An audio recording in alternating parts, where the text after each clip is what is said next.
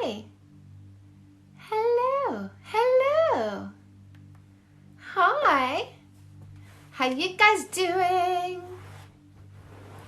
I just hopped on. Just made some TikToks. Now I'm coming on live. We're gonna do a few hours because, you know, why not? Let's have some fun. Let's talk about lots of different things. Let's go off on rants. You know how it is. Hi, should I keep seeing someone even if I don't feel a spark? Well, it depends. A, how long has it been? B, is he a generous long-term thinker? C, have you read No More Assholes? And are you certain that he's a good person? You know, if you look at the 12 traits that define a guy versus a man, and he's mostly man because there are a few unicorns out there, but hey, if he's all 12, that's amazing. And do you have the patience to develop a slow burn and see if maybe over time, the more you get to learn about him, the more you'll fall for him instead of dismissing him just because there's not an initial spark? Because a spark, when you think about it, is gone. But a slow burn burns long and it burns hot, but it builds up to that long hotness. My husband, first time watching with me. I'm excited to see what he thinks. Hello, Tiffany's husband. What's your husband's name, Tiffany? Morgan. Why does the thought of marriage scare some guys, even guys that seem super mature? Because there's a lot of, it's kind of like the thought of us walking alone at night scares us. Even if nothing has happened to us, the thought of walking alone at night scares us because bad things have happened to a lot of people walking alone at night. Been in a long-term relationship for a year now, and I don't know how to keep it entertaining anymore. It doesn't need to entertain you. Your partner does not need to be your source of entertainment. You know, that's you know, you can do that. You can balance your life. You can have other aspects of your life that are exciting, that are entertaining, that are fulfilling. Your partner doesn't need to be your everything. My husband isn't even my only source of affection. You know, so looking to your partner to be all of your thrills is not balanced. It makes a lot of sense. You're welcome. Most times we talk and I just listen and keep quiet. Okay. Why does he hurt me and then claim he didn't know he was? That was a perfect way of saying it. I don't know if I'm good at that. Perspective is my talent, my love. Girl, needed you today. Wildflower, hello. Welcome. Guys, by the way, when I am talking, I am not looking at the comments popping up because I will distract myself and interrupt myself and totally lose my train of thought. So if you say something nice, repost it till I see it. If you're asking a question, repost it till I see it. That made him smile. His name is Clayton. Hello, Clayton. I have a cousin named Clayton. That's awesome. Hi, Clayton. I hope you enjoyed tonight. Feel free to weigh in. Feel free to ask questions. We like the mans. We like the man fans as much as we like the woman fans. Is your husband... Is your husband... So let me ask you this, my love. Is your husband a fan of me so far based on what you have said? Let me ask you this. Okay, so Tiffany, let's have a conversation here. So Tiffany, does your husband know anything about me yet because you've said anything? Has your husband noticed anything in your behaviors because you've changed anything based on what you have learned here? And do you think you've noticed a change in him if you've done any kind of a change in behavior? Ooh, let's talk about that. Hi from Dallas. Very helpful. Thank you. Female coworker as friends. Guys, if you split up your questions, you lose me because it gets lost in the fray.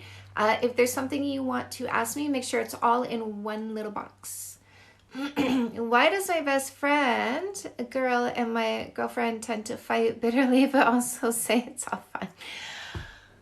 So Family Guy captured this perfectly well when it comes to women. Listen, as women, we are competitive amongst each other. And the reason for that goes back to caveman days, because men were resources, because we chose a mate based on their capabilities.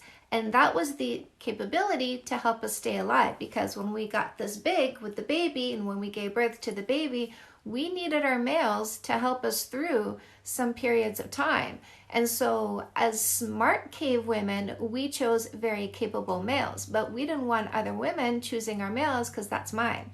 And so women are subconsciously very competitive. And I remember watching an episode of Family Guy, and it was when they were doing like the Star Wars ones, and there was like the galactic meeting. And all the heads of like all the different planets were all in one room. It's kind of like the UN. And there's Lois, who's a human female, and there was one other human female. And she looks at her, she goes, I don't like her.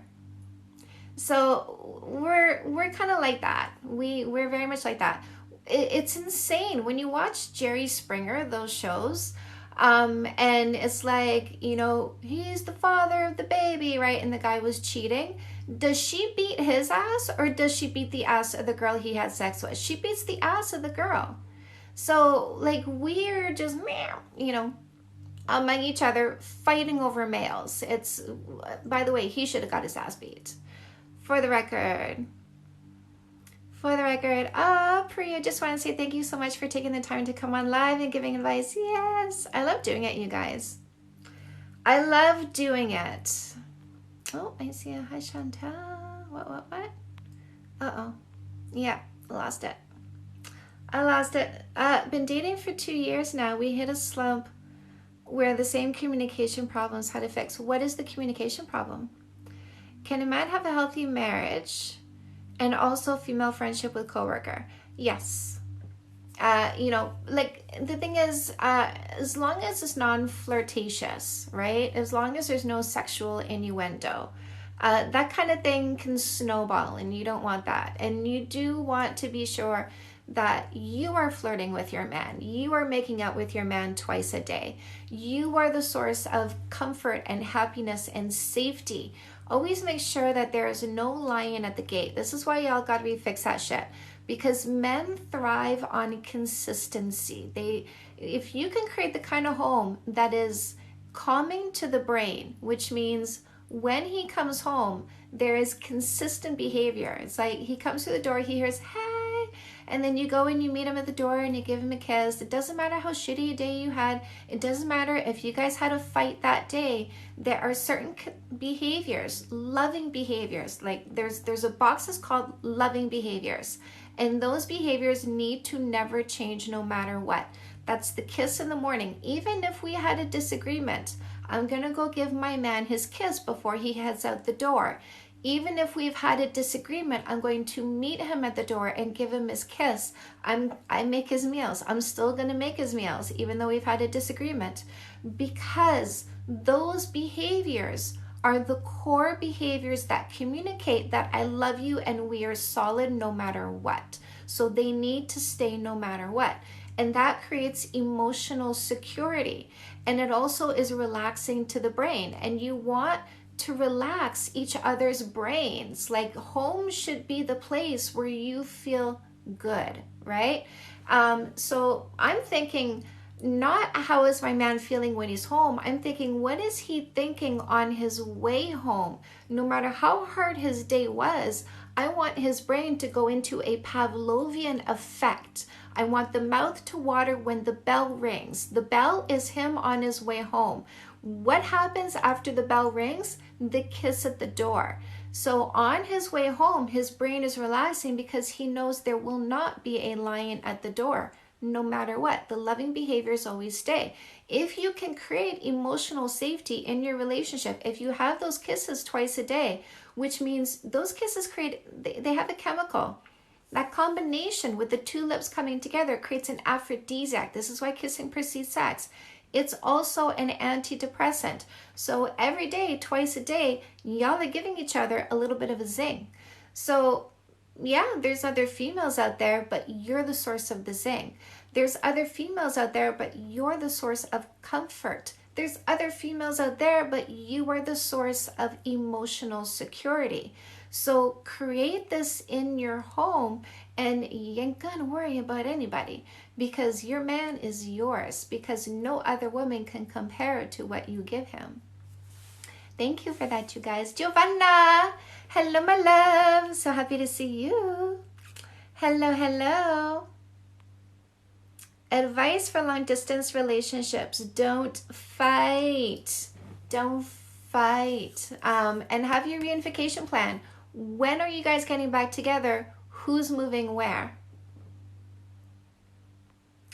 2 years dating. Communication problem is not texting, calling often, not keeping up with each other.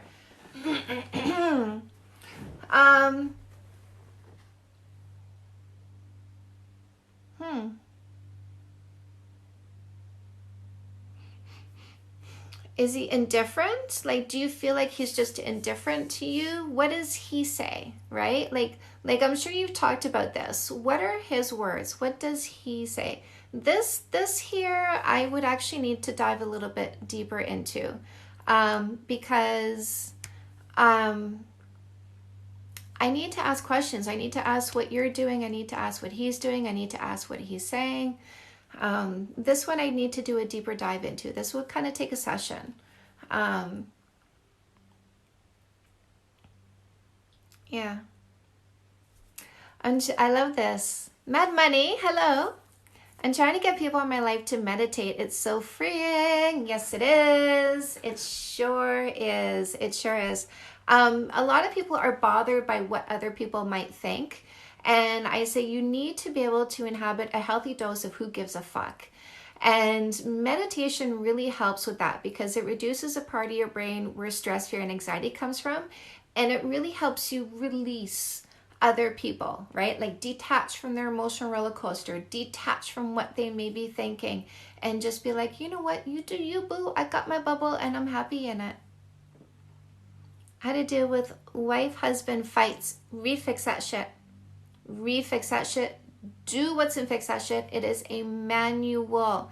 It is how I brought our relationship from the brink of divorce, 10 years of fighting, to 5 years not a single fight. And here's the thing, my husband has said to himself, if there's one more fight, it's divorce. And I mean, seriously, like when I say brink of divorce, I'm not saying that lightly. I was looking at houses, and apparently he told himself one more fight and we're done.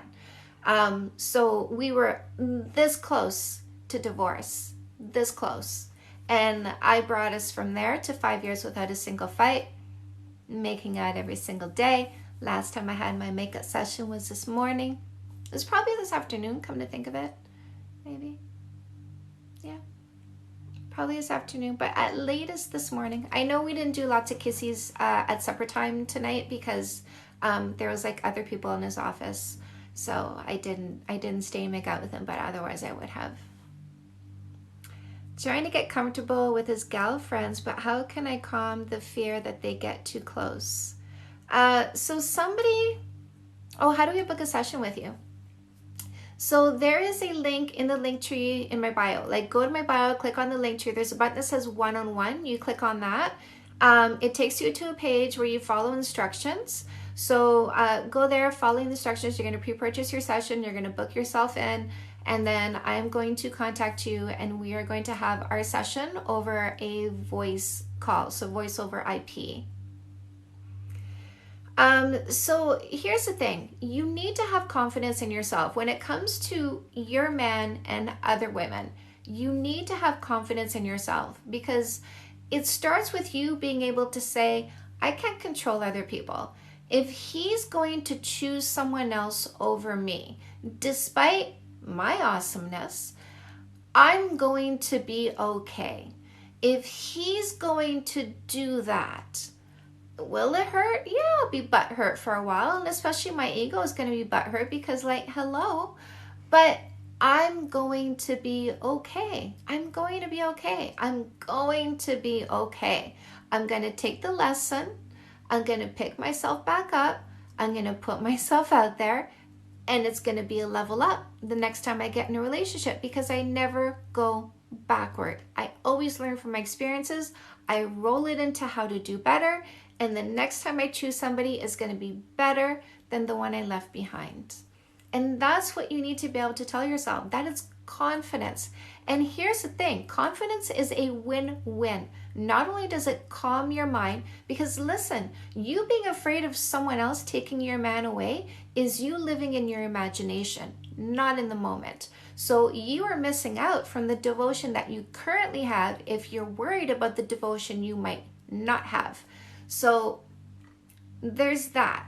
Be in the moment, appreciate what you have, and you will prolong what you have. Keep imagining that your man's gonna fuck around on you, and you may create a worst case scenario because you might even manifest it because what you think is. So every time you find yourself in your imagination, pull yourself into the moment and be in the moment. What is reality? Is your man devoted? Not will he be devoted, is he devoted? If he is devoted, be grateful for that, appreciate that, and treat him like he is. Don't treat him like he might not be.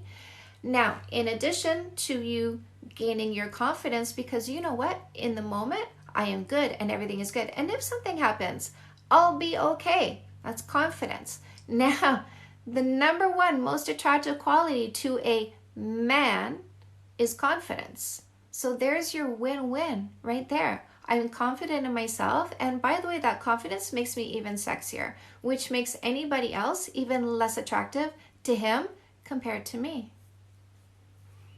Amen, sis. Hello, sweet. What do you do if your boyfriend threatens to break up with you after every argument? You say to him, I need to be in a relationship. I need to be in a relationship that has consistency. And you threatening to break up with me after every argument really doesn't give me a feeling of consistency. It actually makes me feel very unsettled.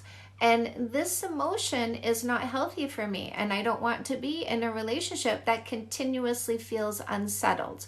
So either you stop saying those words and you decide that we are going to work through our problems as they arise, or I will need to leave this relationship because I can't keep living in fear every day that you're going to leave me after every argument.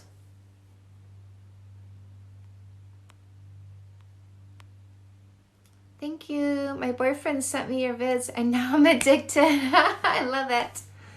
I love it, DJ. That's really awesome. I love my man fans. I told my boyfriend I wasn't comfortable with him liking a girl's pics in our city and he broke up with me. I don't know why. It could be because he didn't want to be micromanaged. It could be because he is a selfish short-term thinker and he just wants to keep acting that way and doesn't want anybody who's going to get in his way of being a selfish short-term thinker. It doesn't matter. It really doesn't. It doesn't matter. This is your reaction to that. There you go.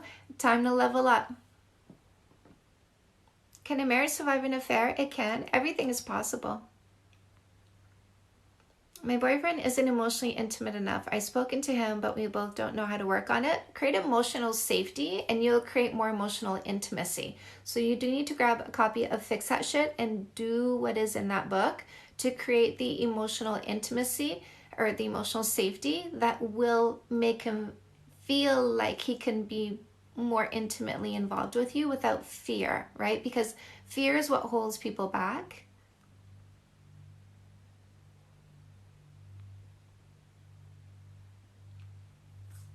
Tiffany, I see your comment here. My husband says he has noticed an extreme change. My reactions are calmer and shorter. You are obviously following my advice. High five, girlfriend. I love it. What have you noticed in him, Tiffany, as a result? What does say yes to good? What does say yes to goodness about? I'm looking to purchase another book of yours. I like how you think.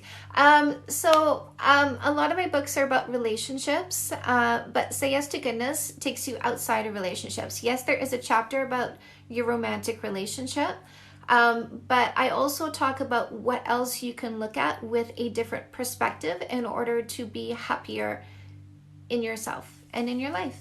I like to call it symbiosis. This is for my Big Bang nerds, my Big Bang fans out there. Symbiosis is when you feel like you are very aligned in your environment. Separation after affair. Redefine your next relationship. Always make sure that when you are no longer in a relationship, you are redefining your next relationship. That is super, super important.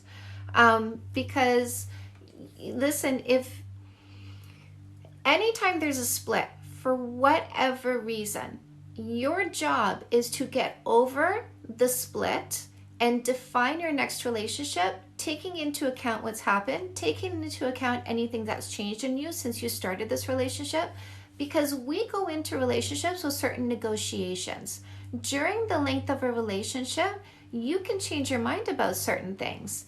And you may tell yourself, well, I came into this relationship saying I would accept this, but I did change my mind, but I kept it to myself because I kept in mind that my partner has a certain expectation of what I was wanting from him. But now that I'm no longer in this relationship, I can change what it is that I want in my next one because I can redefine my next one. For example, when I got into a relationship with my husband, I said I don't want to get married. I just want symbolism, the rings, the saying husband and wife, living together. But in the last few years of our relationship, I started yearning for marriage. But I said to myself, well, that's not what I told him I wanted. So I'm not going to say to him, I want to get married. I'm still going to just accept what it was that I said I wanted. And then we broke up. And I said, okay, what do I want? And then I thought, hey, I want marriage. I'm going to put that on my list. And then when he wanted to get back with me, I said, sorry, but I've upgraded my next relationship and marriage is on there. So I don't want to be with you anymore because I now have a new standard. I've redefined a new standard and I'm not going backward. I'm not downscaling just to go with you. I've redefined, I've leveled up. If you want to be with me, this is what I'm now looking for. So this is what you need to do. This is what you need to do. You guys have split up. You are currently separated. This is the time for you to heal, to grieve over the relationship that you have let go of, because you do need to let go of the past. And you now get to redefine your next relationship, and you get to stand for that and say, if you want to be the man by my side, this is who you need to be. Because I don't care who this body is. I care about the qualities that are in this body.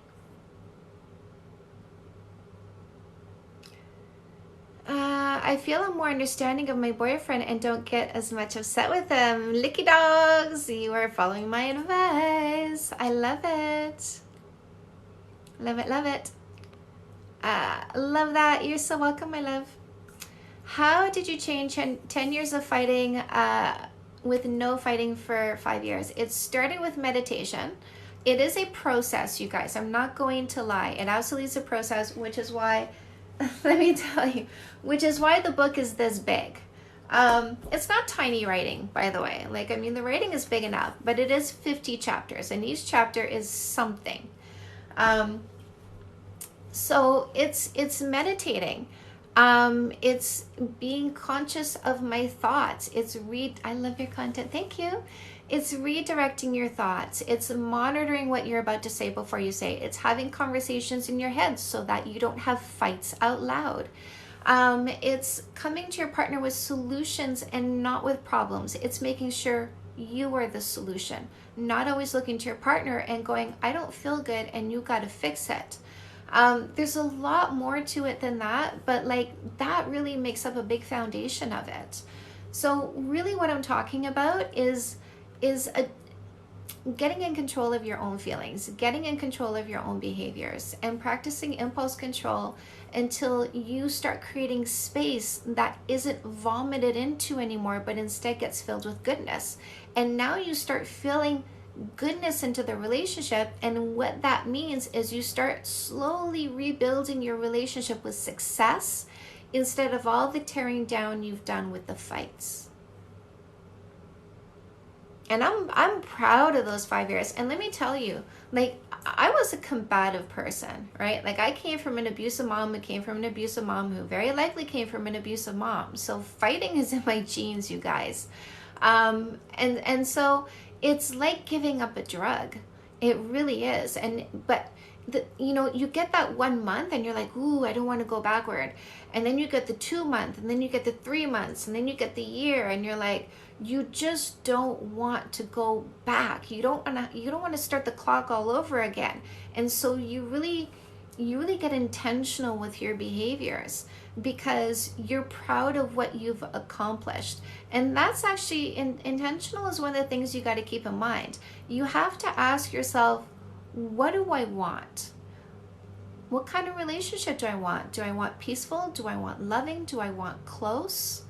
And then you have to say, how do I make sure my behaviors match my intent?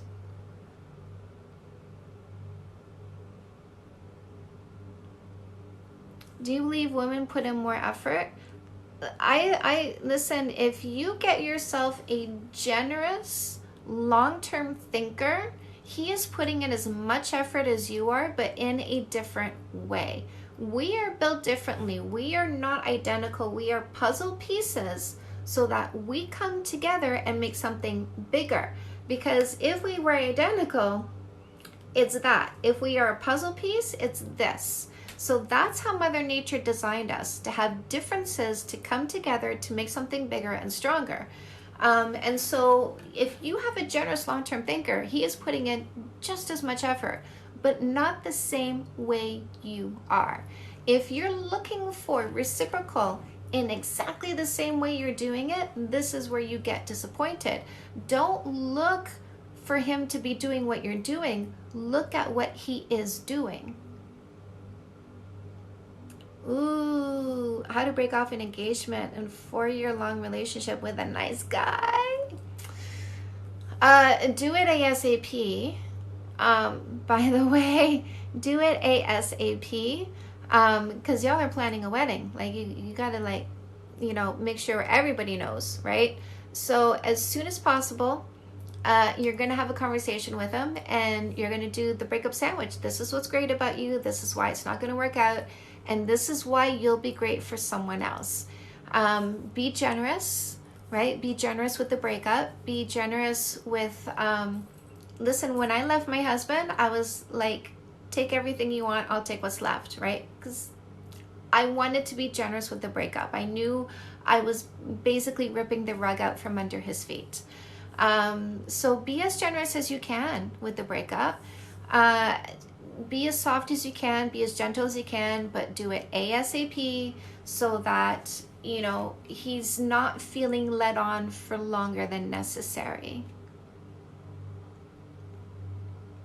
How do I get him back? So here's the thing. You actually need to get over him and redefine your next relationship and pull away. And if he loves you and you start pulling away, then he's going to want to pull you back in. But if you pull away and he doesn't love you enough to pull you back in, you still need to be pulling away if he doesn't love you to pull you back in. So you do need to pull away and define your next relationship. And if he does want to pull you back in, you should be defining something that's better than what you left behind. Because if you go back to what you left behind, you will break up for the same reasons you left or he left. My boyfriend is way more affectionate in person and not so much when we're apart. Any tips? Be appreciative of what you have instead of focusing on what he's not doing. If you show more gratitude for what you have when you are together, maybe those good feelings are going to trickle into those spaces. But if when you're together, you're complaining about what you didn't have when you're apart, he's not going to feel any closer to you or more affectionate to you. So focus on what you do have instead of being upset at what you don't. And when you guys are apart, focus on yourself, focus on fulfilling yourself, focus on your purpose if you don't know what your purpose is, my love, grab a copy of Custom Made and figure it out, because that's the reason why you're so antsy when you're not together, because you want him to fill in your time. So don't look to him to fill in your time. When you're not together, you fill in your time. Fill it with your purpose. What are you custom made to do? Get it out there. There are people that are waiting for your talent. Don't make them wait because you're sitting at home pining for your next text message. How soon do you grow out of the honeymoon phase? Know that, what are your credentials? Go check me out. Know that every relationship evolves. There is evolution in every relationship. There's the courtship phase. There's the insecurity phase, usually because we go through a fear of loss. And then afterwards, we settle into the reality phase. So there's nothing like the courtship phase. The courtship phase is like the first time you take MDMA or ecstasy, right? The very first time you take MDMA or ecstasy, it is like you are in heaven. I remember somebody asked me how I was feeling the very first time. I said, I feel like the clouds in the sky and the butterflies. So and I never felt that way again in my life, right? So you need to lean into the courtship phase and enjoy it, but you also need to be open to evolution. But you can deepen your relationship, and that's what you want to do. Is you want to deepen intimacy, and the way you do that is by making sure that you have a relationship where you resolve conflict properly. You have a relationship where you don't stop kissing each other. You don't start treating each other like roommates or like coworkers. Make sure you're making out twice a day. There's the make out when you say goodbye. There's the make out when you say hello.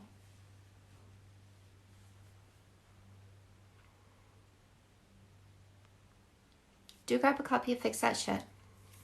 I feel like my husband and I are in a sustained honeymoon at this point. Because, like the love, the affection, the intimacy, the communication, it's there, and I really like it.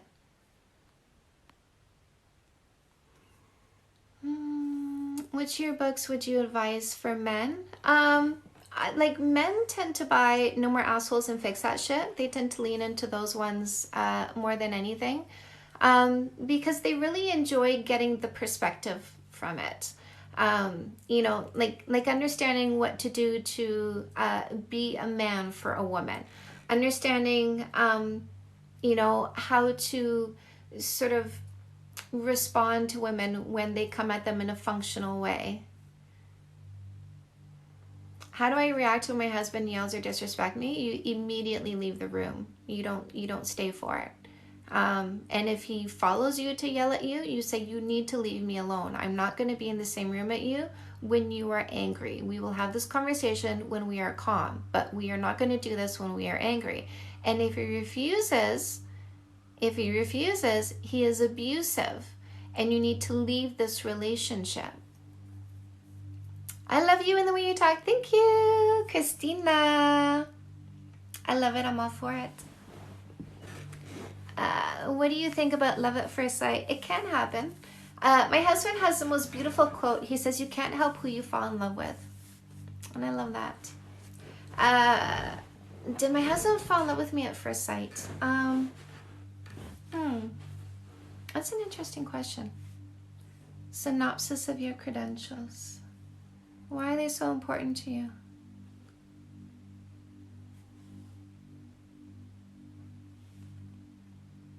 I just like to understand if you're a troll, that's why. Is your husband different from the person you divorced? Very different. My relationship is not toxic. Baby? Hi, baby. Hi, baby. Hi. Did you fall in love with me at first sight? No. No. Really? Oh, no, that's true. It took... discussion. Yeah, that's right. It took a few months, right?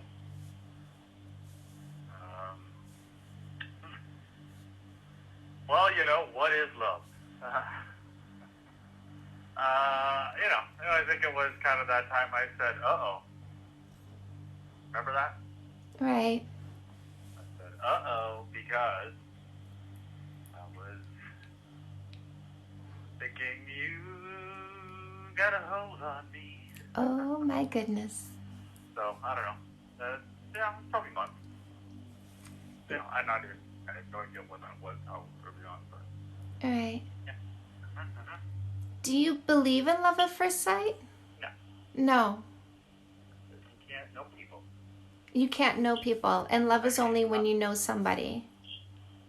Yeah, I mean, you can have a real connection and a real spark, and if that person is well suited to you, that only grows. And then you might say, oh, it was always, from day one, that's because you happen to meet that right person, and, everything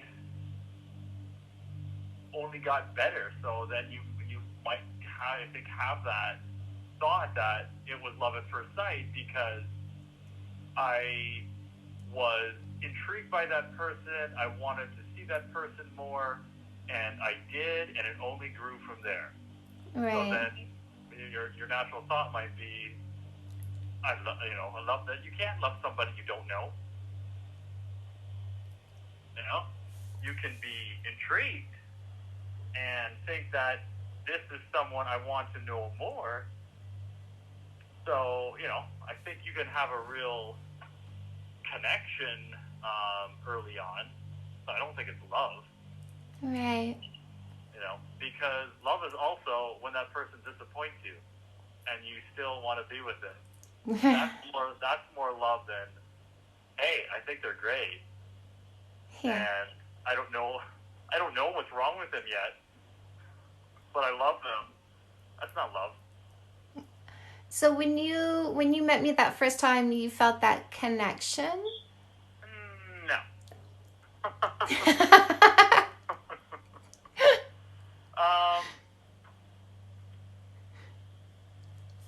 I thought it interesting, I think, the first time that you took my hands and put them on you.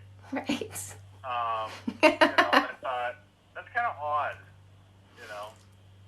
I obviously was attracted to you, and, I think the little speaking that we did, you didn't sound like a total moron. Nice. I could see a lot of the girls perhaps in that, oh, hi, right? And you're like, ugh.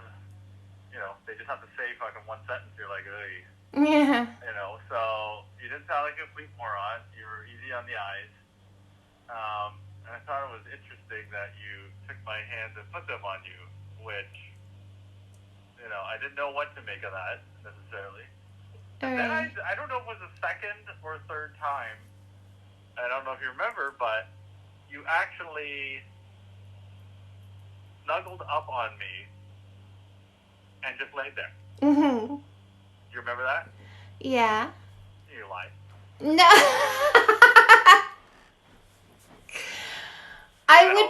I honestly, I would absolutely do that with you. Well, because yeah, I mean, you did. Yeah. And I thought it was odd because you don't even know me. Yeah. But I thought, but it felt very comfortable and natural, and I just held you. Yeah. And I thought that in that moment that was more for you than for me.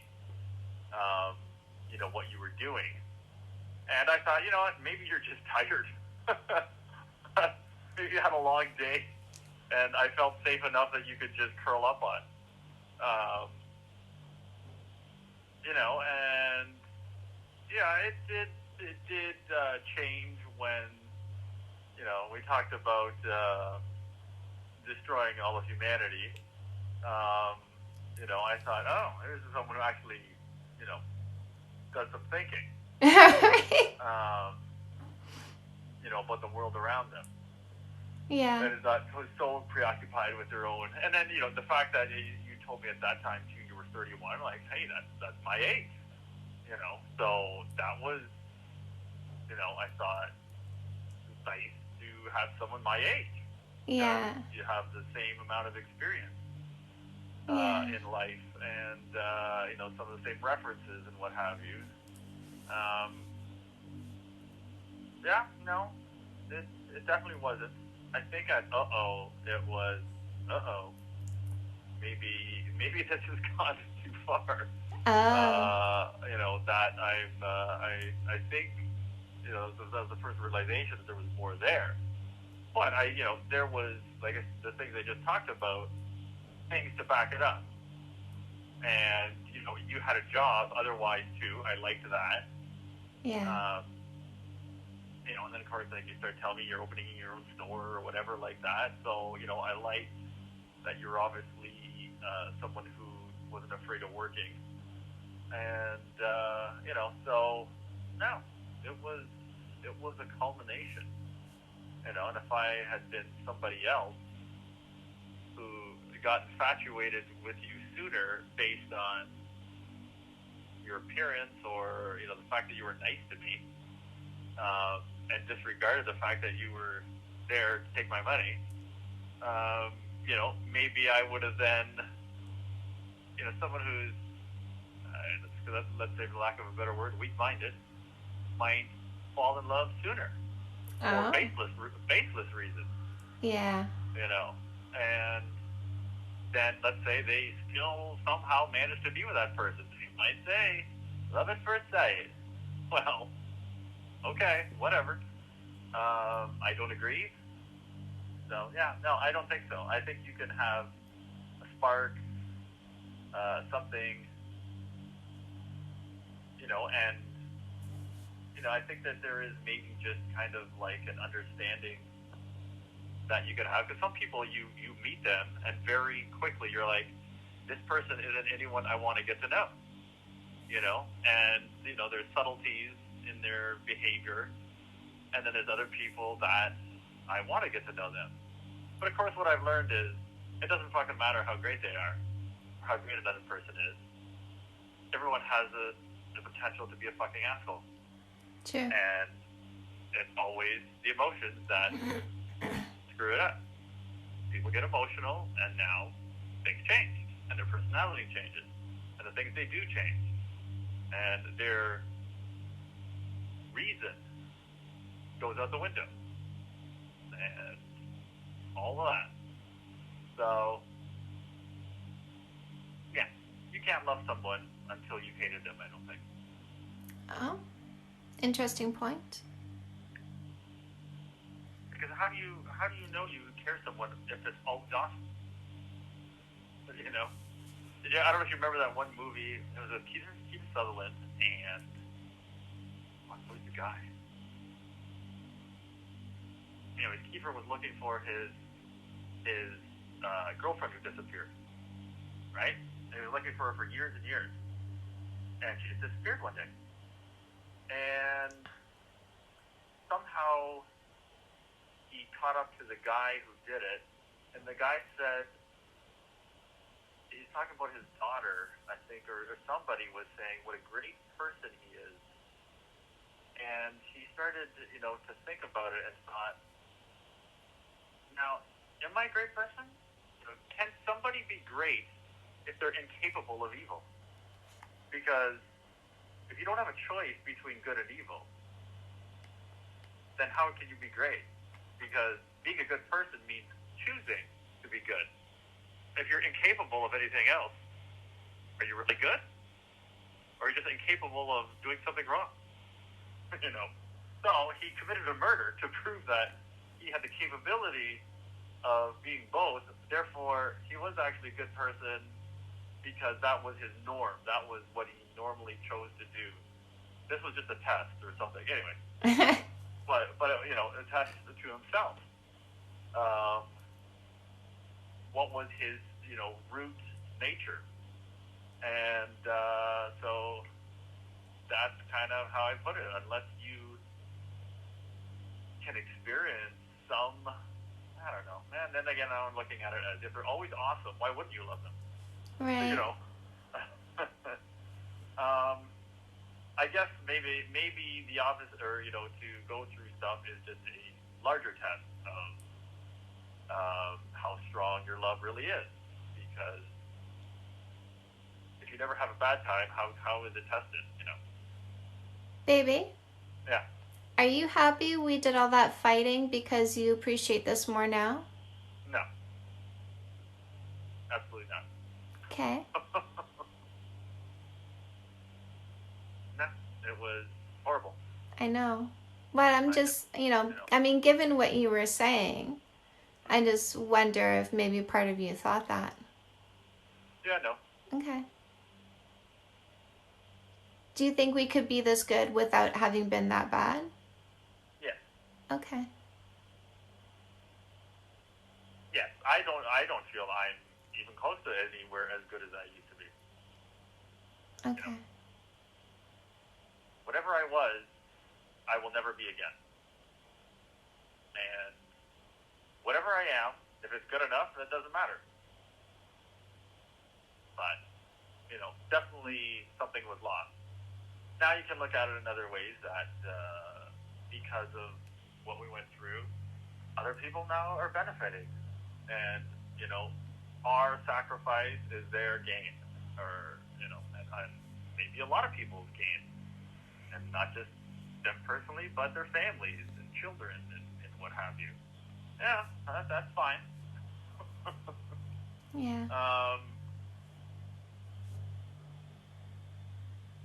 I also feel that the stress of it is what put me over the edge, and I then would not have gone to hyperbaric oxygen therapy if it hadn't gotten that bad. I appreciate the fact that I have gotten into it and what it's done, not only for me, but the people around me.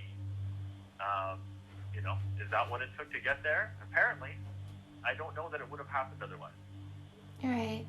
So in some weird way, it seems like things worked out, but it was a sacrifice.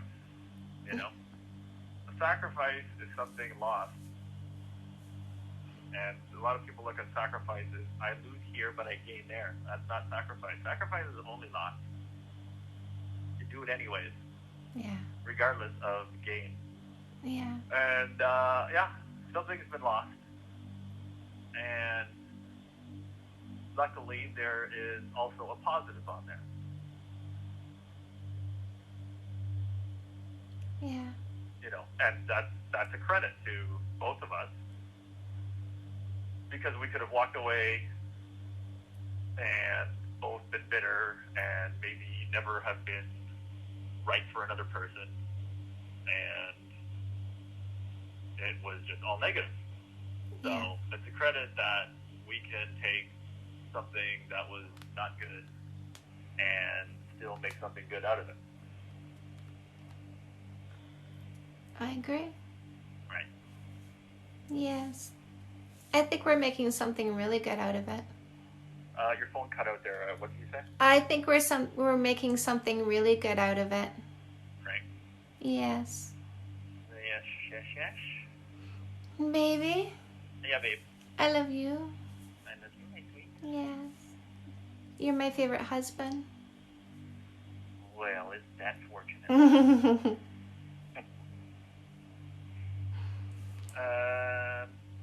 I saved your tips, by the way. You did? You left them here. Oh, I'm so lucky. Yeah. Okay, my baby. Mo? Maybe. Mo? If I'm not out the door by 9:30, remind me that I need to get here by 9:30. 9:30. You need. Okay. You need to be at work. I need to be at work at 9:30. Yeah. Okay. Are you setting your alarm? Yeah, I should be. Yeah, but you never know what might happen. Okay. Do you want to wake me up? If you wake up at 9:30 and I'm still sleeping, wake me up. Okay, but if you wake up and I'm not up, wake me up. What time? When you get up, so I can make you breakfast. Oh, all right. All right, babe. I love you. I love you. Bye. That's my man. That's my man's. I would have told him I'm on live. Talk later. He may or may not know. He may or may not ever find out. I may or may not ever tell him. But I will be posting this on YouTube. I will be posting this on YouTube. Yes, he got pretty deep there. He went on a little longer than I thought he would. He's feeling chatty tonight, which is nice. This is nice. You guys got a few of his philosophies, which is really cute. I always try to communicate nicely when I'm upset, but he always turns it into a fight.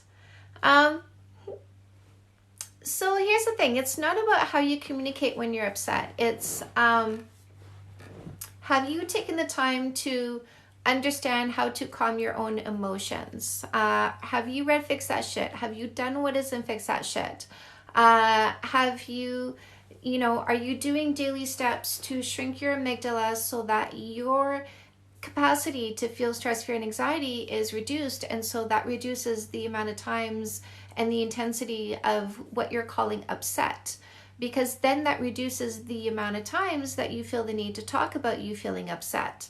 So this it could be that it turns into a fight because there's too many of these conversations, and he has a feeling of hopelessness and helplessness, and also maybe you're coming with problems and never with solutions, and you're going, I'm upset, here you go, fix this, and you're confused about what the solution is, which is why you're handing it over to him. He's confused about what the solution is because he doesn't know how to fix you, and so both of you are confused about the solution, and now you have a fight. So I do suggest you grab a copy of Fix That Shit and you do what is in that book. And for a time, right? Like for a period of time, don't talk about don't talk about what upsets. Listen, if you're with a selfish short-term thinker, dump him. If he's going after other girls, if he plays video games instead of working, if he doesn't contribute at all, then dump him. This is why you're upset and you shouldn't be with him. But if you are with a generous long-term thinker, my husband is a generous long-term thinker, but we fought for 10 years because I was upset, over things that with meditation went away. How to cope with fighting nature. So you do need to read Fix That Shit and do what's in that book, because the reason why I had a fighting nature was the same as you, third generation of abuse. And so this is baggage. This is baggage that I was, my husband is grateful for you, Tiffany. That's amazing. I love that. So this is baggage that I was vomiting into our relationship. And Fix That Shit is the book that helps you deal with your baggage, because I get you changing your brain structure, and I get you releasing all those emotions that you over time have said, not now. And every time you, not now, one of your emotions, it gets stuffed into your body and it just sits there. And then you have an overabundance of stress, fear, anxiety because of the thousands of not nows that you stuffed into your body. And let me tell you, when you start, it's Fix That Shit. When you start doing what is in Fix That Shit, when you start meditating, you're going to start feeling hella emotional. And you need to release those emotions because you are releasing your baggage. I started crying every fucking day. And I don't mean like, I mean on the floor. On the floor, you guys. Crying on the floor. Like a dog throwing up. Like when I say like a dog throwing up, that's exactly what I look like. Like a dog throwing up. It was ugly cries. It was super ugly cries, but they needed to be had because I had suppressed so much and it was making me so anxious, and I was vomiting that into my relationship. So yeah, if you're carrying anger and frustration and grief and anxiety, it's time to let it out. It's time to deal with it. But it's time for you to deal with it, not for your partner to deal with it. If you are an alcoholic, your partner cannot make you not drink anymore. You have to make you not drink anymore. The solution is always yours to enact. It is not your partner's. If you want to feel more in control of your emotions, you need to take control of your emotions. And your desires should be, I want to be in control of my emotions, not I want my partner to fix me, because that is disempowerment. Because if your partner doesn't do what you think they need to be doing to fix you, if they don't do it, you're not fixed. So you're not empowered. You are not empowered because you're not driving your own car. So if the solution is yours, it's right here, baby girl, in your hand. If you have the solution, I can fix me, then you are empowered. And that's what I teach you. I teach you to empower yourself. And this is handy because you can't control other people. So if one day your partner is going to step out on you, you need to be empowered so you can say, oh, well, you're lost, motherfucker. I'm going to be okay. That's empowerment.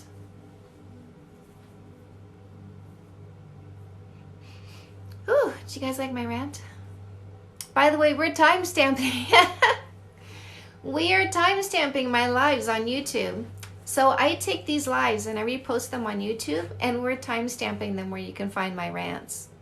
Just so you know, who's watching my lives on YouTube? He doesn't realize when he's being disrespectful. What do I do? Motherfly. You like? Love this. How toxic was your relationship with your husband before you guys fixed it? The fights were bad, you guys. Like the fights were really bad. It got really bad. I watched them. Yay. It's how bad was it? Like my husband grabbed my phone out of my hand one time and threw it across the room. He called me a cunt one time. And when I say one time, it's because, you know, like after each time I made it clear, you don't get a second chance doing something like that. But it got that bad. It got like him grabbing my phone and throwing it across the room. It got him calling me a cunt. It got me looking for houses. It got that bad. Really that bad. You know, it got to the point where I didn't even love him anymore. I did not love him anymore. It got that bad. We did get bad. I need your help. My husband left after a hit and run. Cops can't find him since he hit me. Is that a joke? Thoughts on starting a relationship when you know he's moving in 2 years and don't know your future? Don't do it. Oh my God. So he's time stamping your relationship. He's like, I'm moving in 2 years and I don't know if I want you to come with me. Like, is that what he's saying? How do you stop him from saying these things? Was it because you fixed up first? No, because when he did that, my response was, we are done. This is like, we are finished. We are done. That's it. Like, you have so crossed a line that like there's just no going back. And then, you know, he retracted the see you next Tuesday. When he ripped the phone out of my hand and threw it across the room, I had recently watched an episode of Dr. Phil where there was a girl who was in an abusive relationship, and I thought he was gonna say, you need to leave him. I was waiting for that. And then he had a conversation with the guy and asked him about his childhood, asked him, you know, what his parenting, like what the parenting was like, what he grew up in. And this guy's dad was abusive. And the point that Dr. Phil made with this that opened my mind up a little bit more is he didn't know differently. Because we, you know, and like, I mean, I'm going to combine some Dr. Phil with my own wording here. My own wording being, we are monkeys designed to imitate. We model what we've been shown. This guy was modeling what he'd been shown. And I remember my husband's history, and his dad was abusive. And so the first thing that I said to him is, that's it, we're done. Like, I will not be in an abusive relationship. Like, no motherfucking way. And then I remembered the Dr. Phil episode, and I said to my husband, do you not know that that is unacceptable? Because that is the only way that I can forgive you. If you didn't understand that that was unacceptable. And he said, I didn't. And I said, I can forgive you for that, but you have to never do this again. And he never did. My husband's parents were abusive too. Yeah, divorced after 20 years. We repeat patterns, right? We repeat what we're familiar with. We were unhappy and mutually broke up, but how do I get him back?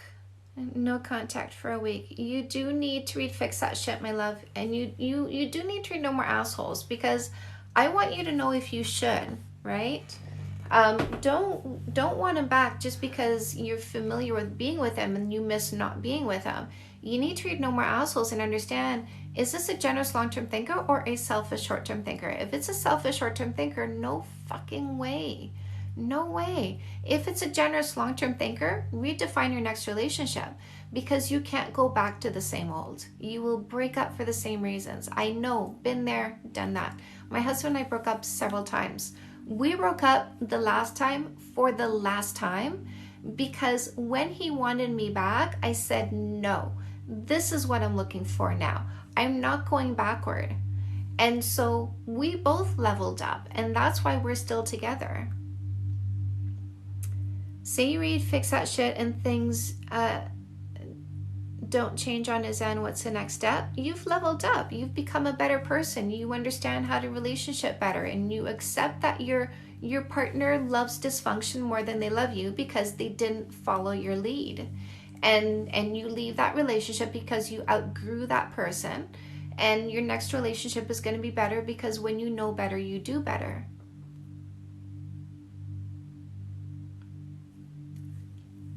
Your advice really helped me. I talked to my partner and he took me to get my ring size today. Wow, that's amazing. Congratulations. I love that.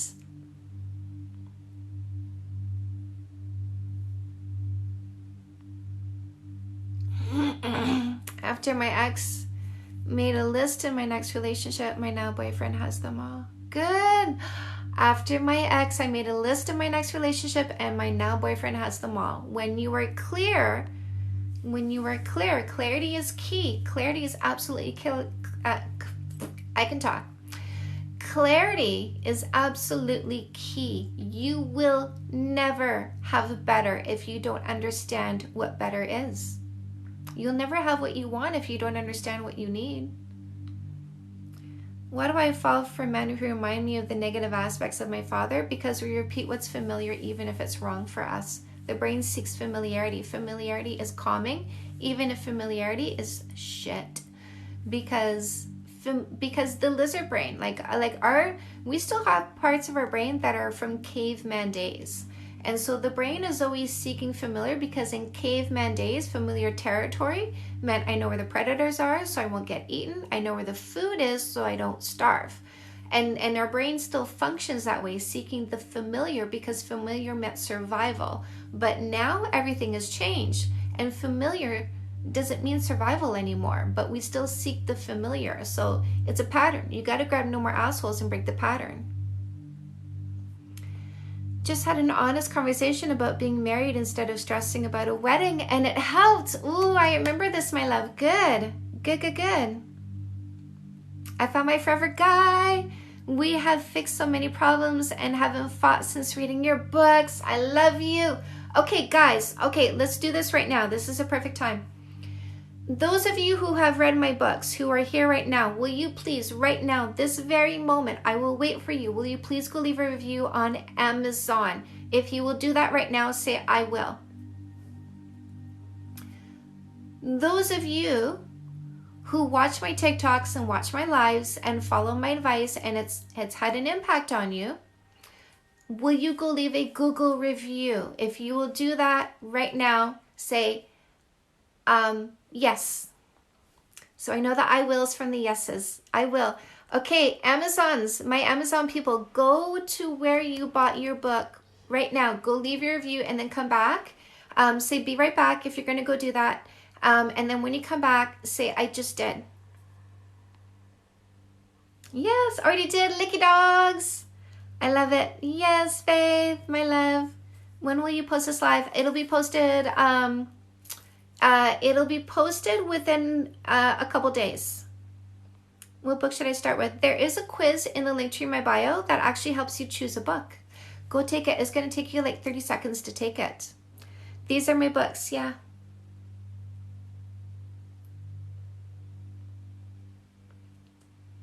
Have you read your Google Map reviews? Yes, I do every day. Every day. Is it fixable? Everything is possible. If you are going to leave a Google review, I actually made a link for you in the link tree in my bio. So there's a link in the link tree in my bio and it says spread love. If you click that, it takes you to a page where you can leave a Google review. I love you so much, just letting you know. Thank you.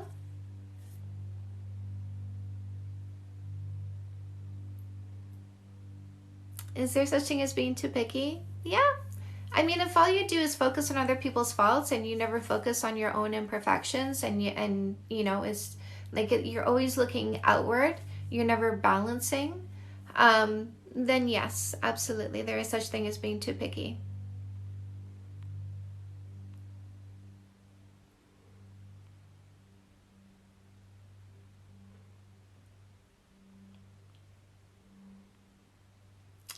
Would you suggest I read Fix That Shit with my husband or alone? My husband has never read Fix That Shit. You can read it by yourself and it is just as effective.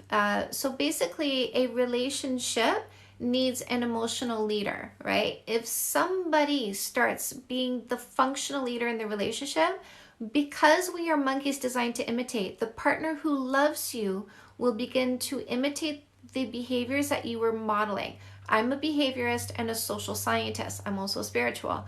So sociology, psychology, anthropology, biology, behaviorism, meditation, all of this combined creates an emotional leader when you use the tools that are in this book.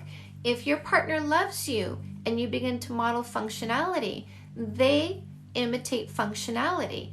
If they love dysfunction more, you simply outgrow them. So it depends on who he is. If he's a generous long-term thinker who loves you, it will have a positive impact on your relationship, and he doesn't need to read the book. What is Senon? What's she saying? I want to fix me and my ex's relationship. I was looking at reviews before putting it in my cart on Amazon. That's amazing.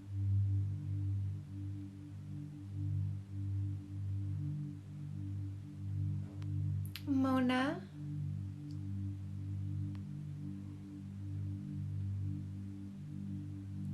Oh, the one you asked if it was a joke. I forget what that is now. Do you want to repost your question? Oh, he hit her. It was the hit and run one.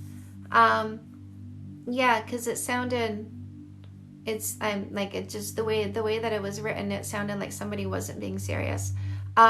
So basically she said, please help me. My husband was in a hit and run. He hit me and he hit me and he ran. And the police are looking for him. I don't know how I can help that situation though.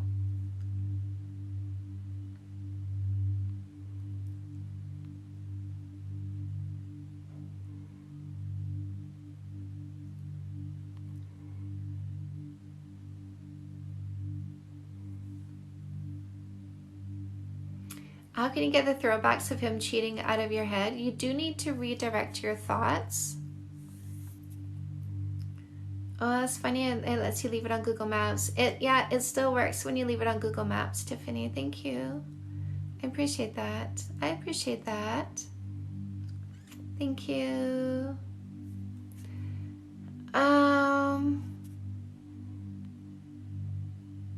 Yeah, it sucks. Your dad got diagnosed with cancer and your boyfriend decided to cheat on you during that time. Yeah. Yeah, I mean, that really sucks. I hope you've left him.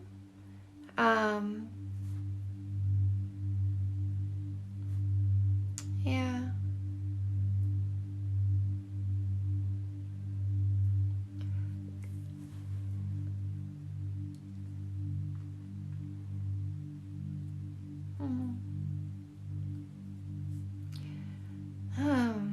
You guys want me to say comforting words, and I find that hard. I'm gonna be honest with you guys. Like, I find that hard because I'm the solution person.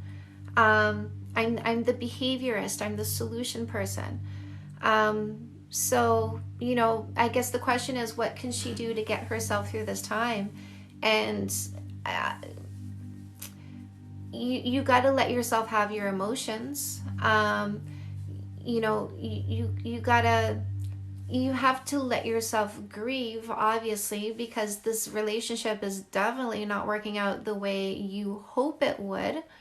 I can't help thinking that there's been a build up to this. I can't help thinking there's been a build up to this. I can't help thinking there was a lot of behaviors before this particular one happened.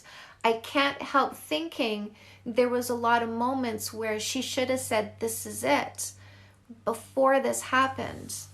And this is the unfortunate part, is we let things fly under the radar, and it's the smaller ones, and then it's the bigger ones, and we stay silent, and we don't take the way out. We don't look for a way out. We don't say no more, right? And so this is what happens, you guys, when it goes on and on and on.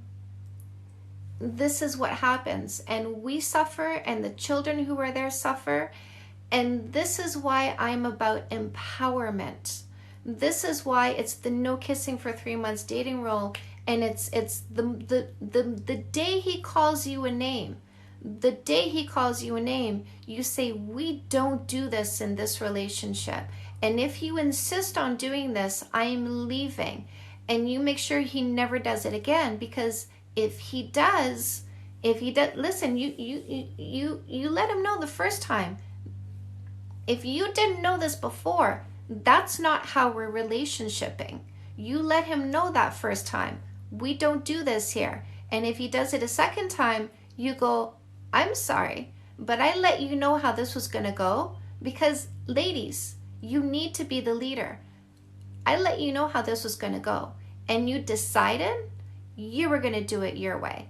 So that tells me I'm in the wrong relationship, because your way is not my way, and I'm going. I will not stay in this relationship. Guys, I spent 3 years with an abusive guy. I got dragged around by my hair. I got pinned up against the wall by my throat. I had the pillow on my face. Yeah, you can't breathe. Who would have thought a pillow actually makes you completely unable to breathe? I had that moment, and I found out what I think about in my last moment of my life. I found out what I think about when I think this is it. I spent 3 years in that relationship, and he stopped coming for me when I had the cops show up. When I would not let him in through the door, and he pounded on the door, and I called the police. You need to stop it. You need to take charge. You need to say no more. And this is unfortunate. And I'm not unsympathetic. I'm not unempathetic. But my job is to empower you. My job is to empower you, because I don't want this to happen to you. See, you say he's getting better, but he's still having problems. You need to lay it down. It's not incremental. It's you are out of my life. You are out of my life. You are out of my life, and I don't take you back until the change has happened. That's how it needs to be. That's how it needs to be. You guys, that's how it needs to be. I'm really sorry that this happened. But you all need to understand how it needs to be. You all need to understand that who decides what happens in your environment is you. You need to understand this.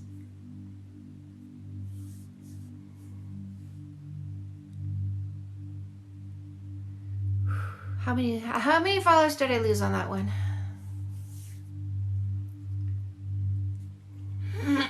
What is self-respect? Listen, self-respect is what would you not allow for someone you love. That is what you don't allow for yourself.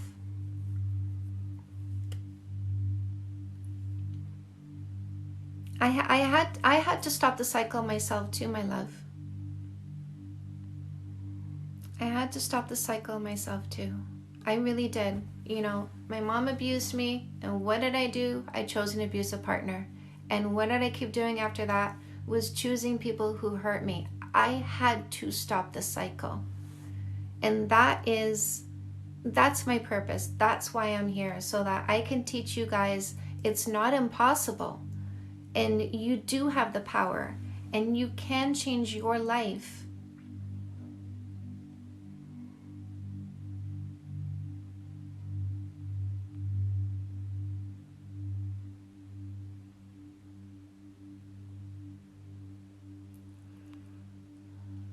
I love you guys. I really do. And we all need to level up. We need to stop making excuses for people. We need to stop making excuses for ourselves. We need to stop explaining it away. We need to stop it. Like we need to stop the words. It doesn't matter what you say. It doesn't matter what you say. It doesn't matter what they say. What matters is what you do. Will you protect yourself or not? That's all that matters. Doesn't matter what you say. Doesn't matter what he said. Will you protect yourself? Will you protect your children? Doesn't matter what you say. It doesn't matter what you say. It doesn't matter what he says. Will you protect yourself? Will you protect your children?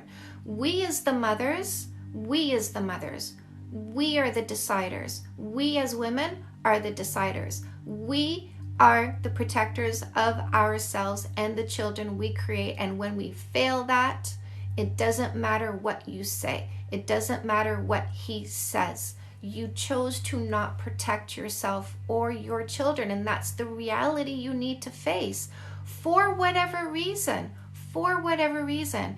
If it's because you continued a cycle of accepting abuse because you came from an abusive household, because your parents were abusive and you sought the familiar even if it was wrong for you, you need to accept the truth that it needs to change, and it doesn't matter what you are saying to yourself. You need to change the dialogue in your head.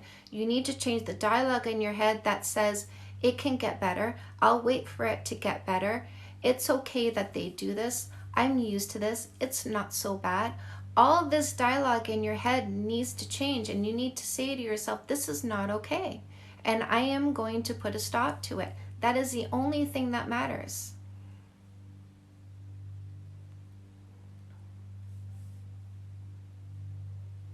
You will never regret leaving. You will never regret empowering yourself. You will never regret the day you stop making excuses for that other person and explaining it away and staying because you tell yourself you were too weak to leave. You will never regret the day you stop saying that to yourself.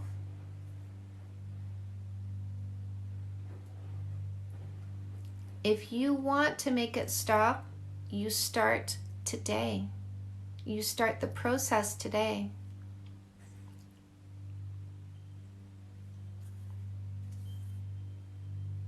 Yeah, necessity is the mother of invention.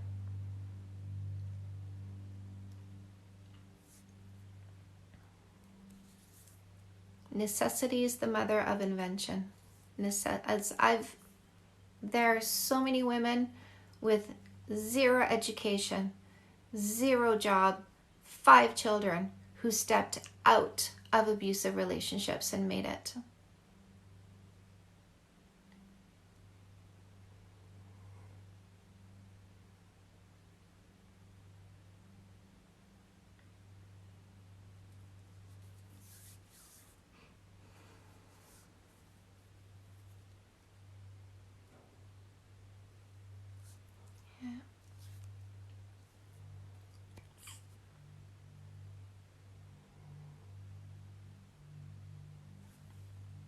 When you decide that it's time to put a stop to it, then you put a stop to it. But this is the place for solutions.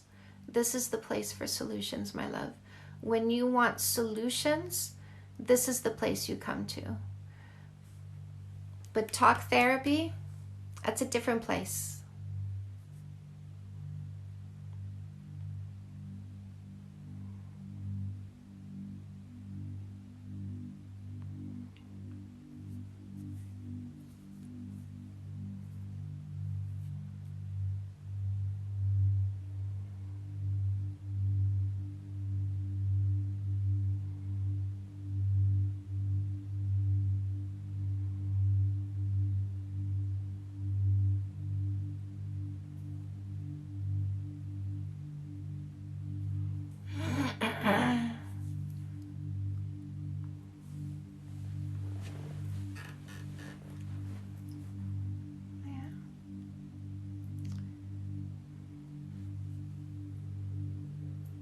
My partner's poor hygiene is affecting our relationship.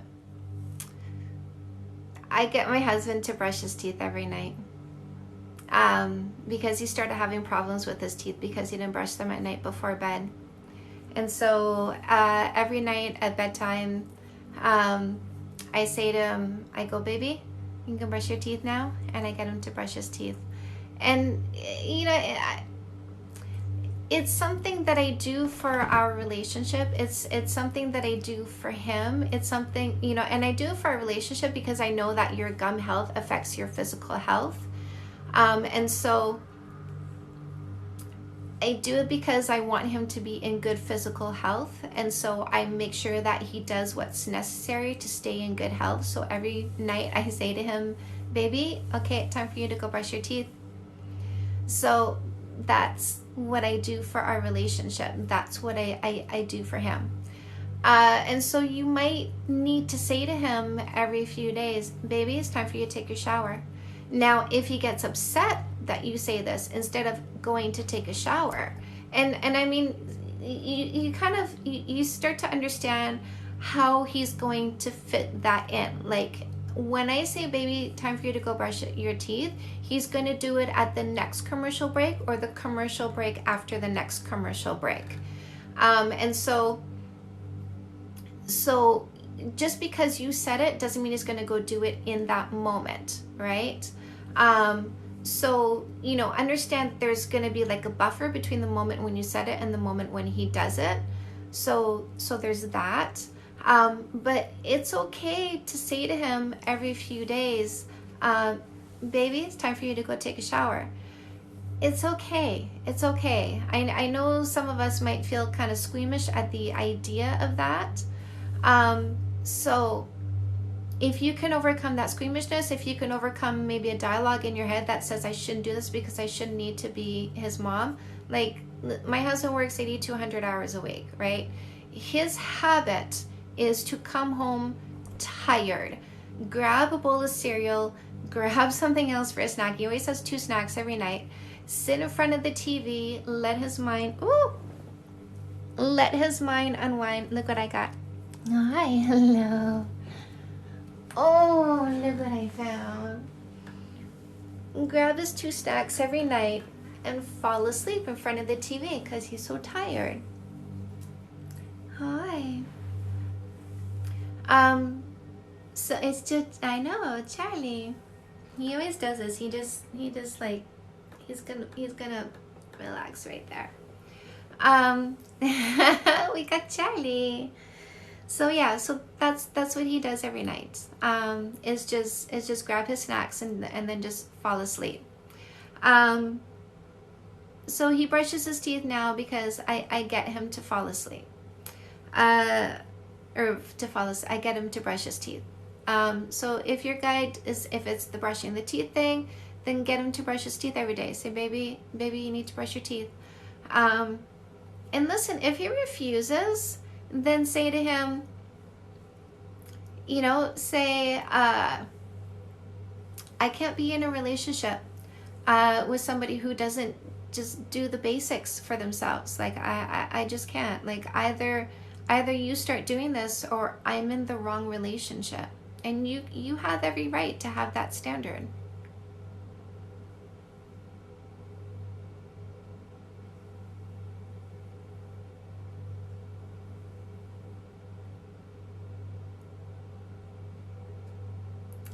My boyfriend is a mechanic, comes home exhausted. He showers maybe every couple days. Yeah, my husband too, right? Every few days. I don't shower every day, guys. How do I let go of the need for validation from exes? So it's an impulse, right? So, you have an impulse to reach out so that you can get that validation. You have to resist the impulse.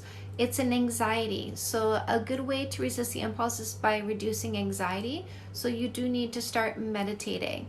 And instead of reaching backwards, like, I really do suggest you get No More Assholes, because what you're talking about here is low self-esteem. In No More Assholes, I get you elevating your self-esteem, because you need to do that to get into the right relationship, because the kind of man you want to be with is a confident man. Like attracts like. He's looking for a confident woman. So you do need to level up to get into the right relationship, which is what I teach you how to do in No More Assholes. Increase your confidence, elevate your self-esteem, reduce your anxiety so that you can get into the right relationship. Charlie just did a big sigh. My boyfriend messaged his ex when we were broken up for a day. I can't stop thinking about it. You need to stop thinking about it, my love. You guys were not together, and why are you back together, right? Like, you need to assess why you're actually back together. Did you guys actually fix what split you apart? Did you fix what split you apart? You're redirecting your insecurity. You are redirecting your insecurity away from what the problem actually is and using this as a distraction.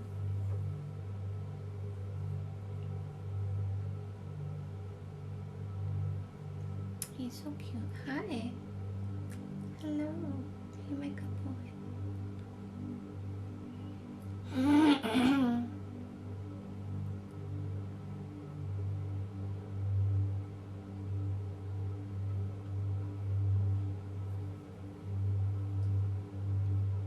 I know, he's so cuddly.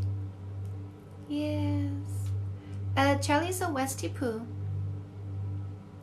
How to stop thinking about ex, who they're talking to, what they're doing. That'll take a while, but redirection is your friend here. Hi.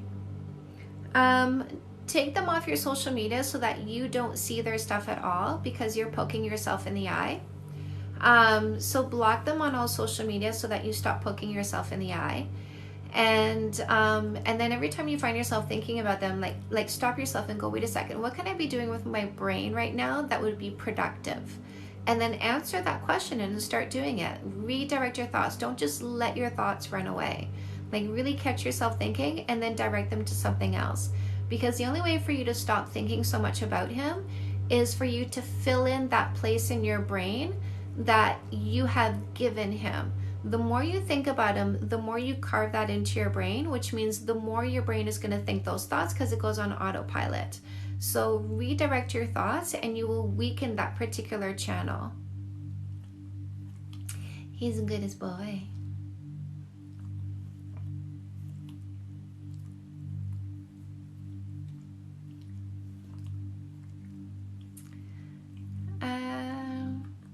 How to know when it's time to stop working so hard and let the relationship go. Working so hard on the relationship after you've done everything and fixed that shit for 6 months.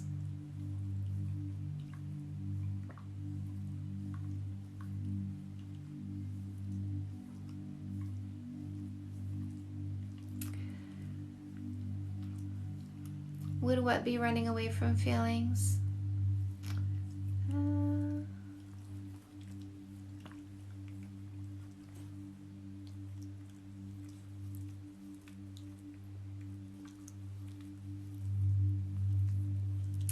I feel like I'm not allowed to be upset no matter the situation, but apparently she can. What does this mean? What does that mean? It means you need a coaching session so that you can get a script and address the problems that are in your relationship.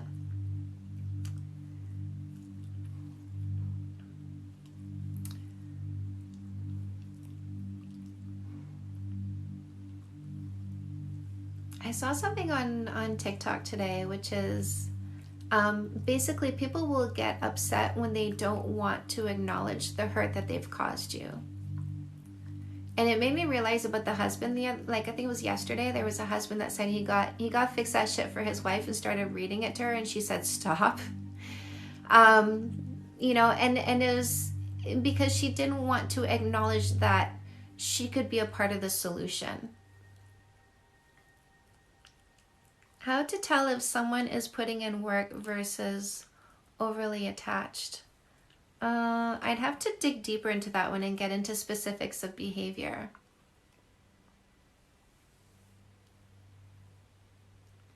I'm feeling so lonely and heartbroken. If you were heartbroken over your last relationship, I really do suggest you dive into Comeback Queen. This is the book about healing your heart after a breakup. And I do get really amazing feedback on that book. How to stop feeling triggered after a breakup.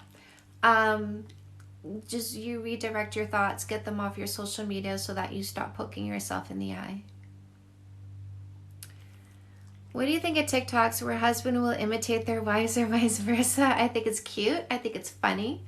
I haven't seen one I haven't liked yet. Anytime she doesn't see me, she constantly tells me she misses me, etc. Gets mad when I want to do my own things at times. So she does need to stop making you her purpose, which is what she's doing. She's focusing on you rather than focusing on herself and how she can be putting time and focus and energy into her own purpose rather than, you know, focusing on the relationship when you guys aren't together. If she doesn't know her purpose, she should be reading Custom Made. It would probably help to read Fix That Shit too. Do you believe in relationship OCD? I do believe that we can be too fixated on our relationships and not focused enough on ourselves.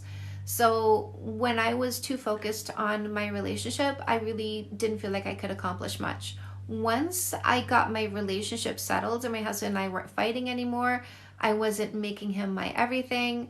I suddenly had a superpower and I was able to put a lot of focus into my relationship.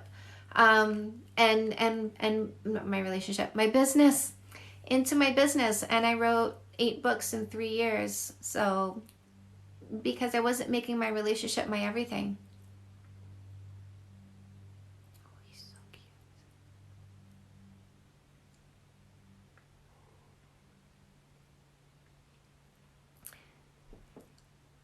Oh, I've talked to her about getting one of your books, but she constantly makes excuses.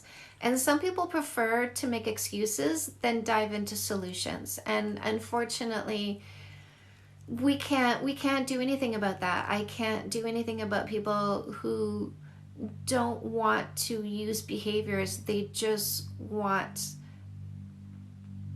to stay in the negative emotions. I can't do anything about that. Oh, hello. Hi. How are you? How are you? Are you a good boy? He's such a good boy. Oh, he's a good boy. You should watch The Couple couple. I've heard about that.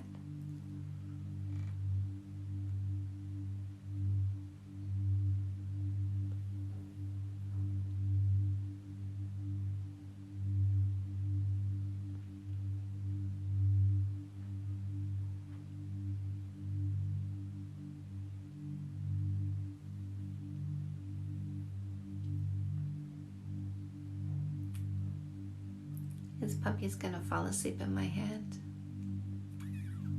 I can't scroll up, you guys. My hands are full. Any tips for a new relationship? Yes. I do highly suggest you read After the First Kiss, because you may go into an insecurity phase because your relationship will evolve out of the courtship phase, and you should be prepared for that. And so After the First Kiss does help you go into the next stage of your relationship with less insecurity, because you have more understanding and you are able to evolve with the relationship. So in After the First Kiss, I really get you sort of moving into the next phase of your relationship, building it properly. I thought about that. Yay, good. I feel like somebody is, Hope. What link? Are you speaking English, Hope? What are you saying, Hope?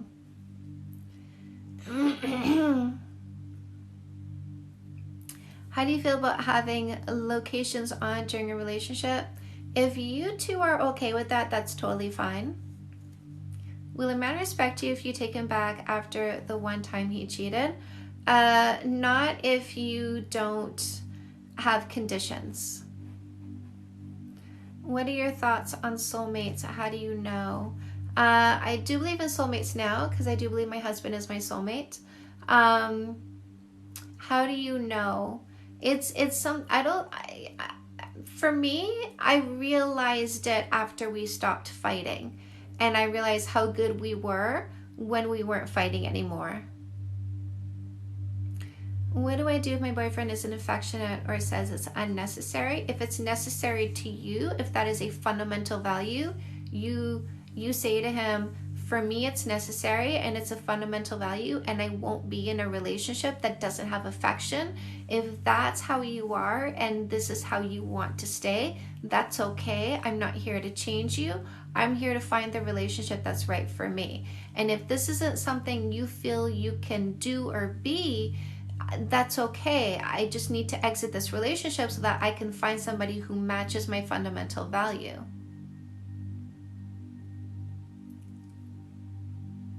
Reading After the First Kiss and custom made both. Just getting into them both, loving it. Yay, my love. I love that. Thoughts on couples who have been together 10 years, engaged, not living together, and wait till married. What's the question? Not my relationship, but want your thoughts. I don't know what the problem is. I need to know what is the behavior that you want changed, so I can tell you the behavior that'll get you there. Love your page. Thank you. Should I help my sister in her marriage? Call her hubby and give her tips on this? Not my business. If she's asking for help, then you can give her advice, but if she's not asking, then no.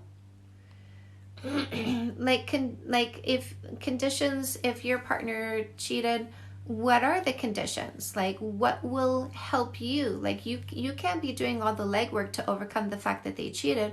What are they going to do to soothe you, to ease your emotions, to help your imagination?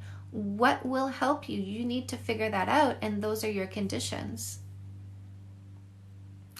Now I have to co-parent with the narc. I don't know how to move on. So for moving on, no more assholes and comeback queen, but for co-parenting, fix that shit.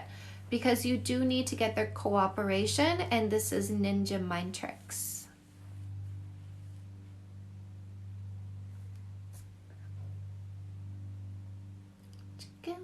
Chicken wing, hot dog and bologna. What if you've broken up so many times that your conditions aren't taken seriously? Then you leave them behind forever and ever and ever. He's doing everything to keep me, even change his phone number. There you go. My boyfriend keeps his phone on Do Not Disturb, and it's a problem when I try calling him, but he thinks it's okay. My husband does that too. Are you calling him for I mean, listen, are you calling to wake him up because the house is on fire and he's sleeping through it? If that's not the case, it's okay. It's okay for him to notice that he has a message and he will get back to you. Some people don't want to live in their phone. Some people do prefer to live in real life and check their phone when it's more convenient instead of having their phone constantly interrupting them. Yes, good men exist. If you want to find one, I do suggest you dive into No More Assholes. Part of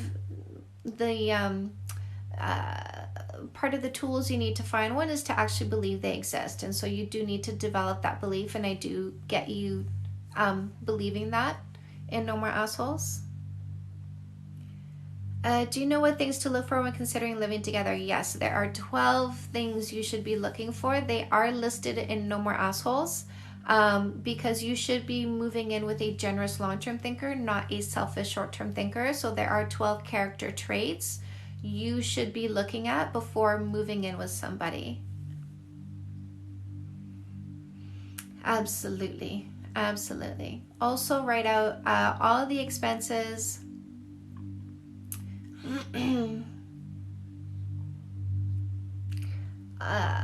Sorry. Negative mindsets just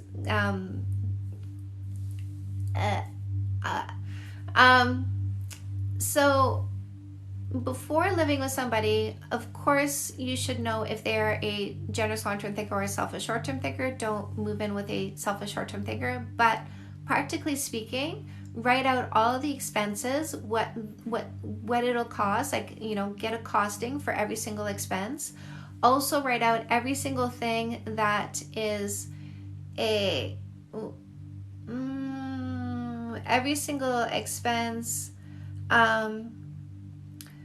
every single task that will need to be done when you live together. So, doing the dishes, washing the floor, doing the vacuuming, doing the dusting, tidying up, taking the garbage out, washing the toilet, all of that, every single last thing, all needs to be written down so that you guys figure out who's paying what and who's doing what.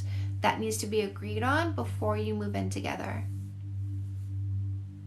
I think people over romanticize living together, and then the reality hits and a lot of fights start happening.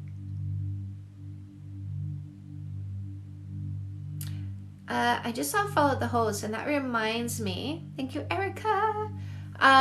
If you guys want to get a notification when I come on live, there is a way to do that. So you do need to be following me. Once you're following me, press my picture. There's going to be a pop-up that comes up from the bottom with a bell in the right-hand corner. If you click on that, you will get a notification if you're on TikTok and I come on live. Did anybody just do that? If you did, just say I did.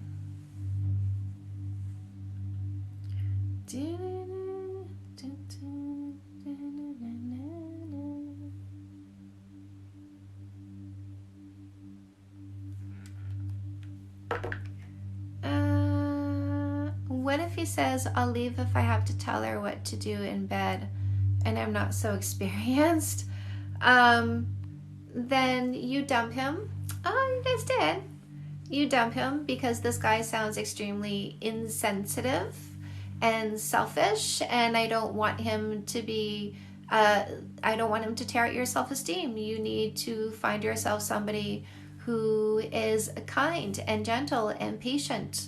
So this guy got to go. Don't even do another day with him. Like done. Sorry, you're gone. This is obviously a selfish short-term thinker. And if you continue to see him, you are responsible for the emotional consequences you may suffer as a result.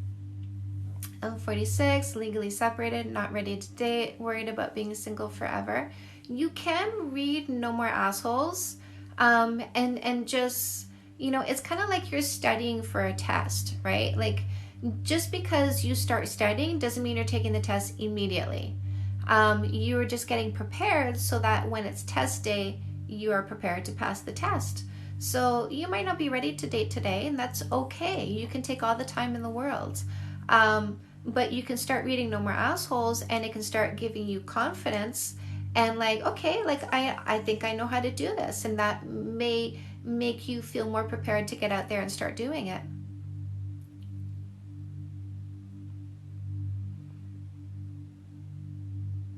Could calling my husband boy bring out boyish tendencies? I don't really know how your husband thinks. Different things will affect people in different ways, so I don't know how your husband in particular will react to that. But I say to my husband, "You're such a good man," because I want him to continue being a good man. He's a Westie Poo, so there's some Oodle, but it's Westie and Poodle. Oh, talking to two guys I met online. We exchanged numbers. Recently noticed he's not really carrying conversations. It's okay to, like if he seems less interested, like you shouldn't be just, and you're doing this, right? You're not being just focused on one person. So like this is all about, seeing, right? It's just because you start talking to somebody doesn't mean like that's the one. And so it's just all about seeing who's going to be consistent. And that's something that you're looking for when you're dating, is consistency. So if there's somebody who begins to show inconsistency, then it's okay to say, okay, well, doesn't seem like that one's going to be a fit for me. So there's some level of proof that my boyfriend cheated, but he's denying. What do I do? What's the proof? I'm curious. And by the way, a denial means nothing. A denial, my mom, did you eat the chocolate chips? And I'm like, no, but I did eat the chocolate chips. Just because I said no doesn't mean it didn't happen.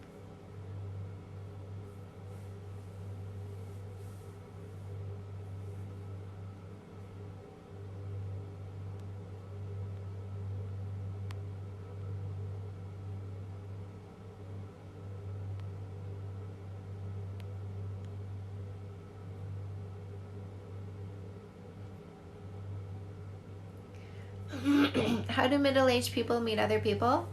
Online. A lot of middle-aged people online. Text messages, and the girl claims he took her out on the same day he got breakfast with the guys. Yeah, so there you go. So he's a liar. You need to dump him. He's a liar. You need to dump him. Like, just dump him. He's obviously a cheater and a liar. So dump. Specific meditation videos I recommend for beginners. Yes. So I have a YouTube channel. I have a Let's Meditate playlist on my YouTube channel. Track number 2 is a 10-minute love signal. Start with that with headphones. I work long hours in film and basically have no time to date. So you are very well suited for somebody who is ambitious, because ambitious people need to be with ambitious people, because they understand the time constraints. So I would say on your dating profile, be clear that you are driven and you are motivated, and time is very precious to you, and you're looking for somebody who is in the same situation and can appreciate this. Yes, you do want ambitious. But use the word driven, and use the word driven and motivated, and have time constraints, and looking for somebody who understands this. Like, use those particular words.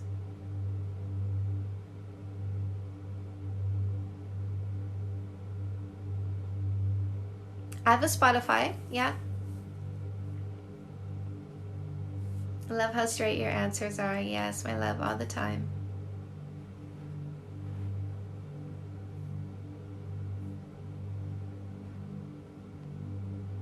I caught my boyfriend in 3 lies. This learned behavior from his father. What do I do?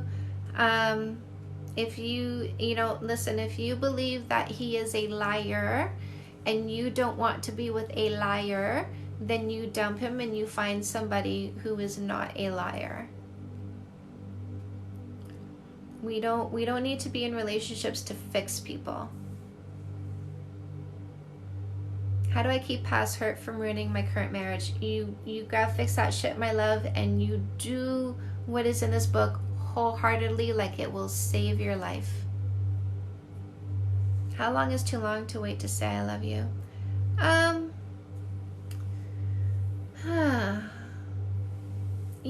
Like at the year, by the time you guys have been together for a year, it should be like either, like, look, you know me long enough. Either you love me or you don't. And if you do, then say so. If you don't, move on. Let me find somebody who will.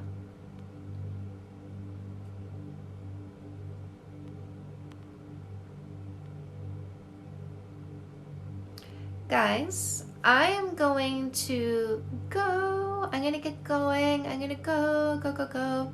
Does anybody want to hit the follow button before I head out? If you enjoyed this, I will give you a moment to do that. Say I just did if you did that. Yeah, all my books are in ebooks as well. Thank you. Catching rainbows, I like that. Bye, done. Thank you, you're so welcome. Rella. Oh, I got hungry. For the notifications, so if you guys want to get a notification when I go live, press my picture again, and then you're going to see a pop-up at the bottom. There's a bell in the bottom right-hand corner. If you click on that, then you should get a notification when I pop up live again. You're so welcome, my love.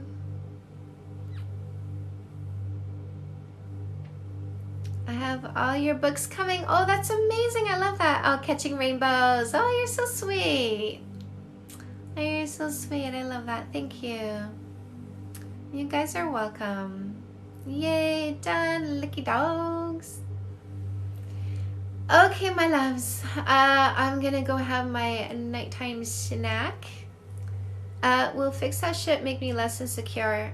Yes, it will. If you do what is in this book, and you're with a generous long-term thinker who loves you, there's a lot of change coming your way, and you're going to love it. I only control me. Yes, I'm gonna fix this shit. Oh, Catching Rainbows, I love you. You're speaking my language. I love it. I love it. We are here for solutions. Are we not, my loves? Who feels more empowered after this talk tonight?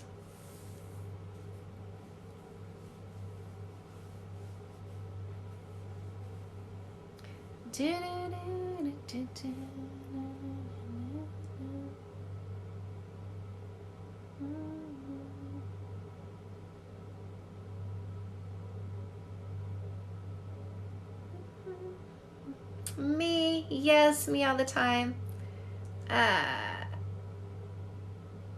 Yes, love your energy. Yes, I love you guys. Love your advice. Oh, your advice is outdated. Oh, poor pumpkin. I was wondering what he was doing here. I was, because I was seeing him talk to all you guys. And then it's like, blah, blah, blah, sexual attraction, all that stuff. And I was like, why are you here? Me all the time. Love your confidence. I got this. I do. Yes, I love it. I love it. Yeah. We had a guy here trying to pick up ladies. He went bye-bye. Can't wait for next live. Yes, I will be posting this. I will be posting this on my YouTube channel. I love you guys. I will see you soon.